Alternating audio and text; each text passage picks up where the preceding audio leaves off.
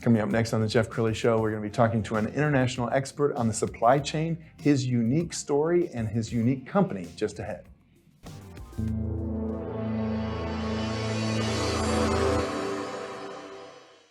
Many are predicting that the worst is yet to come, which is unfortunate, said one person here. Until now, they've enjoyed the reputation of being the nation's icebox. Watched a burglar in his home this morning by webcam. As a journalist of over 25 years, stories are what make my world turn. Reporting live from the Dallas newsroom tonight, Jeff Crilley, Fox 4 News. But in 2008, I took the jump from my familiar life and started a PR firm from my home. We're talking about anyone with a camcorder like the one I'm using becomes a television network. We started slowly growing the company, and we now have over 100 clients, and we've branched into the world of live digital broadcasting. I now own 8 different TV studios and have a huge team, and the stories that I now get to share are sometimes the most important of my life. Life has a funny way of coming around full circle. This is the Jeff Crilley Show. Boy, if you didn't know anything about the supply chain, we all found out about it during the height of the pandemic when everything was stuck on a ship in a port someplace and couldn't come to the U.S. Well, just as they were starting to get things put back together again, we have a UAW strike, and of course the supply chain is now the lead story in everybody's newscast. To talk about that today, a very wise man, Trey Hoobler. He is the co-founder of Ceres Technology. Thanks for coming on the show. Absolutely, Jeff. Thanks for having me. Absolutely. Well, I want to hear your journey before we get into what your company does. How long have you been in the supply chain universe? So this is my second stint within the supply chain universe, as you put it. I worked indirectly with the supply chain in an international real estate company. I was based here in Dallas, then Mexico City, then London, Madrid, and Barcelona. There, I was in direct contact with intermodals, train stations, trucking yards, because we were managing a portfolio for corporate industrial sites. So flex space, big warehouses, and obviously from planes, trains, and automobiles, they're being moved into those warehouses. So we would rent, lease, sell, what have you, whatever the client needed. So that was my first stint within supply chain. Second is here with Ceres Technology, which we founded, my business partner and I, Bobby Catoli, founded in the fall of 2019. All right, tell us that part of the story. How did you come up with this idea? Well, Bobby and I first have been business partners for almost 8 years now. And I can't emphasize enough the unity of partners. If you're going to tackle a problem, you two have to be in sync, 2 or 3. We found optimal numbers 2. So we had read an article years ago that North America was buying a tremendous amount of specialty coffee in Central America. I had lived in Central America, so Bobby and I traveled down to Central America to Costa Rica, El Salvador, and we started touring coffee farms. We were purchasing high quality coffee and then shipping it here to Dallas and selling it to local restaurants. And when we were in Central America, we would go and we would taste coffee. We'd cup coffee is the actual term. And then you would rate it as a scale of 0 to 100, similar to the Robert Parker wine scale. And we would buy this coffee at an 89 scale. When it would arrive from El Salvador, it would go from El Salvador to Long Beach to Dallas. When it arrived and it was recupped or retasted and scaled, it dropped tremendously from 89 to 84, 80 percentile. And so we want to figure out why. Why is the degradation happening in transit? And so we then boarded a cargo ship. And a jump to that is if it's very easy. It was a bit of a task to figure out how you could become a passenger on a cargo ship, but you can. So we learned the shipping routes in the Pacific. Mostly are owned by European countries or Southeast Asian companies. And we boarded in Mexico. We took a device, we took a bag of coffee, and we rode this ship, which in essence is a 100-story rusty building laying on water, full of containers. It's not glamorous. You have the cruise lines close to the shore because they want to show shoreline, and then the cargo ships are far out. So we rode this down for 7 days without internet with this device. It's called a Raspberry Pi, and we are tracking the environment of the coffee. 2 short stories, if I can, on that trip. Sure. So the captain was Romanian. And on day 3 of this 7-day journey, the Romanian captain came up to me and Bobby in the gym and said, can I ask you a question? We said, sure. And he said, do you guys work with the CIA? And we said, no, why do you ask? He said, well, I dock in Mexico. I have 2 American passports come across my desk, and I'm wondering, what are they doing? So we talked to him, told him what we were doing, showed him the devices and the bag of coffee, and he said, this is great. I like this plan. Come up to the captain's chair tomorrow night. You can steer the ship. Oh, that's cool. Now, did we steer it? No, we put it on autopilot, but we sat in the captain's chair. The next day, there was a Filipino crewman who spoke very good English. Excuse me. And he says, hey, are you guys transporting drugs? And we said, why are you asking that? He said, well, you're American going to Colombia. Why are you going to Colombia? So we show him our bag of coffee, our device. After that, he thought it was amazing. So he gives us a hard hat, coveralls, and says, you can go anywhere in the ship. So we hiked around the ship. We went to the engine. We went to starboard side, everywhere. So we then dock in Colombia. We slept for only 15 hours that day when we landed on land, because we're not seafaring gentlemen. And when we woke up, we knew we were onto something. We wanted to leverage our tech background, pull together a team of developers, started working with students at UTD, students at SMU, UTA, UT Austin, and focused on building a software to track, number one, the environment of a product, also where the product is, and then eventually we've evolved into a predictive platform. It's brilliant. We're going to pull up your website because it's a beautiful website, and something that you mentioned to me before the show is that the kinds of data that you're bringing in is very unique. Weather, traffic. Can you expand? Sure. So the website explains a tremendous amount of what we're doing. And we are able to pull external data. We're able to pull internal data from whatever said company. And then we're able to pull geopolitical data.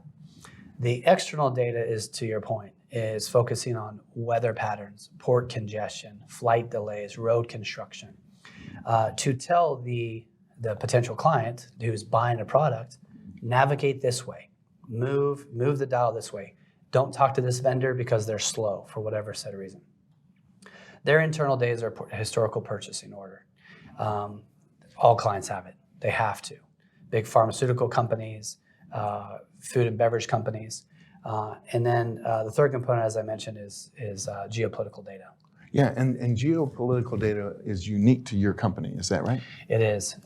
There are many competitors out there within the supply chain space that focus on software. What they use is historical data, current trends. There are many platforms that have been created that are still being used and not innovated as we are. And what we have seen is that the geopolitical components are not integrated to the level that we have implemented. Sure. I want to brag about Trey because he's been very busy since the UAW strike began. He's been all over the news. I heard you here on WBAP here in Dallas, but I found a clip in another market. Let's go ahead and roll that. As talks between United Auto Workers and the big 3 automakers resume, plants in 3 states, including Toledo, close to home, are idled, and about 13,000 union members continue to stand up for what they feel they deserve. Because of this strike, there's going to be a tremendous backlog and slow in the supply chain. Trey Hoobler, the co-founder and chief strategy officer with Ceres Technology, a company that predicts disruptions in the supply chains, says in the end, consumers could feel the pinch in their wallets. There will be a wave of events in the future that are going to affect, number one, the prices of new cars, the distribution of new cars, in the sense of when are they going to be distributed. Supply chain issues for car parts that hit a huge bump in the road during COVID still haven't been fully resolved. In 2020, during the COVID crisis, there was a microchip shortage. So Ford and GM alike both lost a lot of revenue, potential revenue, because they could not send enough cars out into the market to be sold. Well, I think you're perfect for this, Trey, because you have a way of talking to the common man. You don't speak in geek speak, which a lot of people in technology do. You were telling me one of your favorite stories of a client you helped.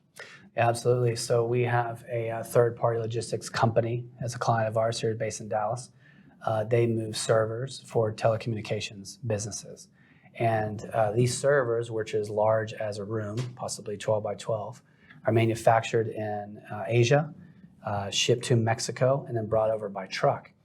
And they move hands, and that's part of the problem with the supply chain. So to have tracking in real time plus predictive analytics can mitigate those issues.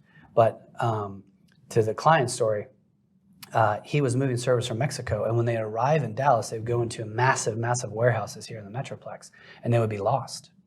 So some possibly were lost, but others possibly stolen, because these have tremendous amount of copper and cable and wires, and it's expensive. So we're able to track and show in real time where the trucker was, where potentially this server was, because we put a device on it.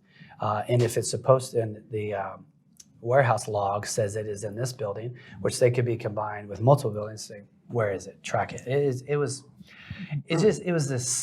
a problem that occurs often, Sure. but a simple fix. And you can save clients literally millions of dollars when you're talking about big servers. Easily. Yeah. And the larger the business, the more products they have, the more we can save. Yeah. Okay, what does a ideal client look like for you? You know, I'll highlight a client that we have now, which is in the pharmaceutical space, that imports many products, a variety of products, many SKUs, if you know the term, from Southeast Asia, from Canada, from Europe. And during the COVID crisis, this company was stockpiling products in fear of what could potentially come. So they have to extend their leases on warehouses. They have to buy more product up front. So they didn't have the visibility that we provide. And so we were walking down that path with them. So to your question, they are a tremendous client because they have many SKUs. They're tech invested. They want to solve this problem because it's going to save them a tremendous amount of money. And we're talking hundreds of millions of dollars with supply chain visibility. Absolutely. Well, in the final minute or so, what would you like to leave the audience with? You know, as an entrepreneur, I'm intrigued to fix problems. And I often go into sectors that are not sexy. I mean, supply chain. You're talking about warehouses, you're talking about trucks, you're talking about ships, cargo ships. Most people are not even aware of how the supply chain affects everyday life. This table, these cameras, our jackets came through the supply chain. And let's even break it down to vaccines. Vaccines through Operation Warp Speed during the crisis was a public-private partnership with the military, and it wasn't that efficient, unfortunately. And that's really because of antiquated systems that are in place within the military. So to add technology can save lives. I'm not very concerned with the Amazon packages getting right on time. I'm more concerned about saving business money, working within pharmaceutical companies to get the necessary products to hospitals. You know, before you go, I want to give a shout out to your nonprofit that you sit on the board of, Hunger Busters. Tell us more about Hunger Busters. Yeah, thanks for bringing that up. So Hunger Busters is a Dallas-based nonprofit. We're in West Dallas. I've been on the board now for a year and a half. Latame Phillips is the current CEO, is a tremendous dynamic person, truly has the intellect and the passion and the drive to serve the community. What we do is we are grassroots in West and Southern Dallas, distributing fresh meals 5 days a week through the DISD school system or other charter schools to give the children a third meal of the day. We also give them recipes in the sack lunches to say, hey, this is healthy eating. 7-Eleven, Cheetos, that's not good food. This is fresh bread, these are fresh meats and fruits and vegetables. We actually do have a clip. Let's go ahead and roll that. Please come see what we do.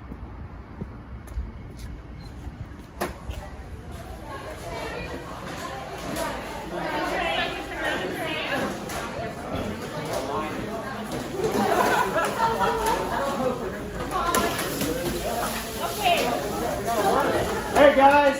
3, 2, 1.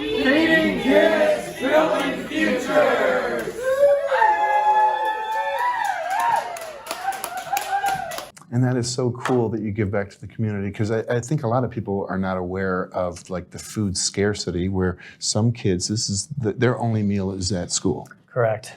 2 meals a day, in my opinion, not quality food. High in saturated fats, salts and sugars, preservatives, can last for a week and they refeed or reheat. So I number one, believe in community. This nation is a very individualistic nation. I think communities must come together to survive. It's much easier if we feed each other than only feeding ourselves. Also, these students have tremendous talent, just not the same opportunities. So they will, with these meals, be nourished, move through to high school, to college, and then come work for businesses like yours, businesses like mine. Wow. So invest now instead of later when it's the kid is an adult and you're trying to, Sure. navigate the business sector. Is difficult. So Wow. yeah. Trey, thank you for sharing your story and your heart with us. We're going to end with the website, which is cerestech.co. Thank you so much for coming on the show. Thanks, Jeff. You bet. That's it for now. We'll see you next time.